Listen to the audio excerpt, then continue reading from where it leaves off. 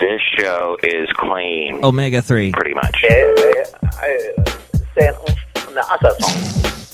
Mike's Daily Podcast. Episode 758. Hi, it's Mike Matthews broadcasting from the last place on Earth, located somewhere in Podcastro Valley, California. Today, Chely Shoehart, Floyd the Floorman, John Deere, the engineer. Plus, it's the finale of my Into an interview with the wonderful TERRY ASHKINOS of the San Francisco band El Terrible, and James Franco. The chimps really are dangerous. Mike's Daily Podcast. Yes, that is a news study that I will tell you about today, and you know what? You'll think that it's quite ponderous. Mike's Daily Podcast. I think I'm using that word the correct way. Last show, something happened that I will say. Valentino said he wanted to kiss me full on the mouth, and I'm not sure why he said that. Then Bison Bentley got jealous, and where were you at? Didn't you catch this whole show? This is amazing what the things that happened on this show. It was, okay, I'll stop. Mike's Daily Podcast. Talking about the last show. Although it was weird that he wanted to kiss me. He might have had a sudden whiff of my pheromones. Mike's That just happens Daily from time to time. Podcast. You know, I worked in Alabama. Yeah! In fact, it was 7 years ago that I moved to Alabama from Ventura, California. And then, oh, look who just walked in. Hello, Michael Matthews. It's Chely Shoehart, the gift shop supervisor. And oh my God, didn't you, move from Alabama to California exactly 5 years ago? Yeah, it was 5 years ago on September 15th. And so, yeah, for 2 years I was living in Alabama, and I was managing a small radio station. And my supervisor, the general manager, he was a tyrant. He ran the place with fear. He wanted everyone to fear him. And so he yelled at everyone, or he didn't talk to you at all. People kissed his butt. It was so disturbing the way people kissed his butt, just so flagrantly. And Valentino might have liked that, actually. Did your supervisor also give off pheromones? Maybe. You know, people were just afraid of him, shaking in their boots about him. And if you tried to stand up to him, well, of course, if you stood up to him, he would just crumple and become like a little child. But it was all about yelling. And he told me, you need to yell at your employees more often, because I was also a manager. And he would say, you're an amiable. I'm too friendly, too nice to people. He wanted me to treat my employees like kids, albeit sometimes they were like children. I mean, it was radio after all. But come on, let's be civilized here. Let's all talk like human beings. Let's run the company like human beings. Let's not be like we're working at a childcare. He was, I was thinking about him because you remember yesterday I was talking about those police officers that were bullying me. And I thought about it, and I thought, you know what? That general manager, he was a bully. He ran his company by being a bully to everyone. And I would talk to the other managers and say, hey, don't you think he's a bit of a bully? Don't you think he's being mean to people? And they'd be like, oh, no, that's how he works. He demands respect. Well, he's not getting respect from me. I think he's an idiot. Here, 7 years after the fact, I'm still thinking he's an idiot. He's moved on. He's left Alabama. I think he's in Mississippi somewhere. But there were, oh my God, everyone I worked with just kissed his butt. It was so embarrassing for them. To top it all off, this guy, this general manager, had a picture of him shaking hands with Ronald Reagan. And you had to stare at that when you walked into his office. And then proceed to be yelled at by him. And it just made the whole experience surreal and uncomfortable. And a part of my brain that I wish I could just remove and not remember him anymore. Mike Matthews, sometimes bosses can be like such jerks. You're absolutely right. Let's hear it for what Chely just said was so profound. Rosie O'Donnell's back on the View. Hey, so look who else just walked in. Oh, Mike, this is Floyd the Floorman. And this is John Deere, the engineer. Mike, I used to be a manager, and I used to rule with a iron thumb and make people do my bidding, and I demanded respect, and everyone hated me. And then I was lonely, and all alone I would go home, and I would cry into my bag of Chick-fil-A. And it was the type of life that I didn't like, Mike Matthews. It sounds awful. Floyd, do you remember him back then? No, this is before we met and began our love affair. Mike, Floyd the Floorman taught me how to love. And he's got great pheromones. Let's hear it for pheromones. And there's another interesting thing about nature that was released to the public today, and that is Harvard University. They have done a study on chimpanzees, and they find that people have known for several decades that chimps occasionally will attack and kill their own kind. Some have hypothesized that brutality results from the impact of humans on their environment, according to BostonGlobe.com. But this study done by Harvard University, published in the journal Nature today, suggests that chimps kill one another because such violent acts give them an advantage, a way of eliminating rivals. So does this mean Andy Serkis is going to be out of a job because we're going to be attacked by chimpanzees and those movies are going to become true? The value of this report is it debunks once and for all the idea that this behavior is unnatural, an artifact of human presence, says one of the researchers of this study from Harvard University.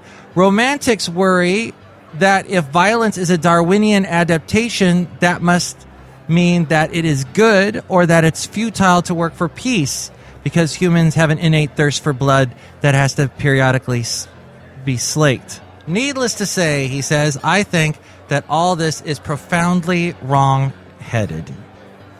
They found human behaviors such as feeding animals or disturbing their habitat did not cause more killings. Instead, lethal attacks seem to be more common in crowded communities with lots of males, suggesting the violence may be triggered by the need to eliminate rivals. The chimp model is a very helpful model for understanding how some of humans' really challenging kinds of behavior have been favored by natural selection. The aggressors can kill at incredibly low risk to themselves, and the reason is that they chose to attack only when they have an overwhelming imbalance of power. Brian Ferguson, the director of Peace and Conflict Studies at Rutgers University at Newark, says that he disagrees with the new study's interpretation of the data, as well as the methods used to rate the role of human influence on the chimp behavior. He suggests instead that each killing needs to be evaluated with context about how and why it occurred, and believes such a study will reveal that chimps began killing as a result of human actions changing their environment. And Joan Silk, who is a professor in the School of Human Evolution and Social Change at Arizona State University, says, how do animals resolve conflict is interesting, but how do animals find out ways to cooperate?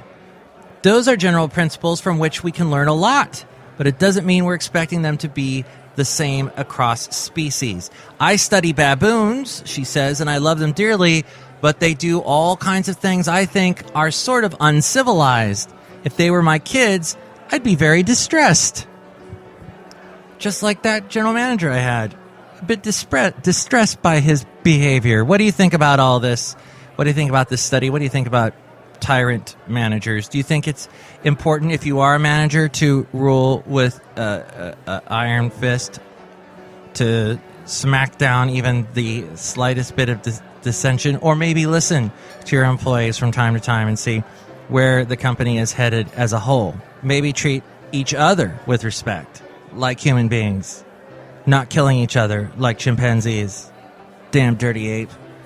Email me, MIKEs-DAILY-PODCAST@gmail.com. We read your comments on the section emails for me-mail. And you can also email me there if you'd like to be a guest on the show, or if you would like to sponsor the show, MIKEs-DAILY-PODCAST@gmail.com. There's also the website, MIKEs-DAILY-PODCAST.com, where you can find where to listen to the show in iTunes. Subscribe to the show in iTunes, and you can comment and rate the show there. That helps us out by helping us increase in our ranking, and more people find us that way. Did any of that make sense? If you play back that part of the podcast really slowly, it kind of makes sense. If you play it backwards, then you'll hear Paul McCartney saying that he's dead. Then there's also at MIKEs-DAILY-PODCAST.com links to where to find us on Facebook. Like the Facebook page, and when I post a new show, share it with your friends. More people will find out about us that way too. By the way, I've deleted my Facebook app on my smartphone. I have had it. I'll tell you why. The news feed It's not a news feed. It's an olds feed. I'm looking for it's supposed to show me the latest posts, right? It's showing me posts from 3 days ago. I don't need that. It's stupid. It takes forever to load. It's just this sluggish, horrible app. I don't need it. So I deleted it. Have you deleted your Facebook app off your smartphone? I mean, I'll check it online, but, when I'm on my computer or laptop. I haven't gone completely cold turkey yet. And then there's also the Amazon deal of the day. Click on that and buy something at a great discount. That helps us out too. And bookmark that page through the link at the website. And when you buy something at Amazon, go through that link because then you'll help us out by doing that. There's also links to where to listen to the show on YouTube, SoundCloud, Stitcher, Spreaker, Mixcloud, Podomatic, Yelp, Tumblr, and Twitter. All those links, as well as the blog, the daily podcast picture, and all my past interviews are there at MIKEs-DAILY-PODCAST.com. Into an interview. Okay. I'm speaking with Terry Ashkinos of the band El Terrible, whom I've seen at the Brick and Mortar. That was a great show. That was my first time I had ever been to the. I had never been to the Brick and Mortar before, and you were great. And then there was a band full of young black kids. And then there was a band that was British. Radkey and Blood Red Shoes, yeah. Whoop! The phone cut out on you just as you said their. What were their names? Oh, Radkey is the band. I think they're from Minnesota. I want to say really cool. Has Bad Brains influenced band, and then Blood Red Shoes, which is a duo from England. Blood Red Shoes, yes, that's the brother and sister. Are they? Oh, I didn't even know that. I thought they were, or were they? See, maybe it's that was the White Stripes. Yeah, I'm all confused. Well, it was a great show, and that's an interesting place. And so now you're going to be at the Elbow Room this Friday, and you're going to be there. I love the names of these bands: Hungry Skinny. And yeah. What was the other one? Lemmy Adams. And Talk of Shamans. Ah. All good bands, and there's going to be a bunch of. I think there's something coming out in the Chronicle tomorrow about Lemmy Adams, so there's going to be a bunch of press going into the show. So, I advise people to go. Yes, go to the Elbow Room, San Francisco, BART accessible. Get off at 16th and Mission. Walk up 16th, right? Sure. Mission? Yeah. I forget which one. 16th and 17th. Okay. It's on that little alley. And then you're surrounded by all these great food places in that area, too, so that's awesome. Like pupusas and whatnot. Yeah. You've been with some cool bands with the awesome names. So your latest is El Terrible. Your last was Fake Your Own Death. Where do these band names come from? I mean, well, I know El Terrible was your Chely experience. Fake Your Own Death, it's just the concept of it. I think it was right around the time that Michael Jackson died that I kind of thought of that name because people were trying to, in the immediate news of it, somebody at least came up to me and said that he thought that Michael Jackson was just faking his death and that he's probably living with Bruce Lee and Elvis in an island off the Philippines. But then, as I was thinking about that, I started kind of looking around at other examples, and there was somebody else who had taken an airplane and, parachuted out of it and crashed the airplane somewhere on the East Coast in an attempt to fake his own death because he was in massive debt. And, of course, they caught him. I mean, you can't do that. And I think he even, crashed it in somebody's house. So that guy's in jail for the rest of his life. Oh. And the idea that you can fake your own death in the 21st century is, I think, non-existent. That with social media and with every cell phone being a camera, etc., somebody's going to catch you. Mm-hmm. There might have been a time when you could do that. You could change your name, start fresh, be a new person. But now everything that you do in life carries a video with it that somebody will post somewhere. And so we just were playing with that notion of, can you, one, fake your own death? And also that it's a romantic idea that, to reinvent yourself. Right? You want to bring up Gatsby again? Go for it. No. But that's what Gatsby does. So the idea that you could change your name and become a new person. Like that's where we got the idea from Faking Our Death. Ah, wow.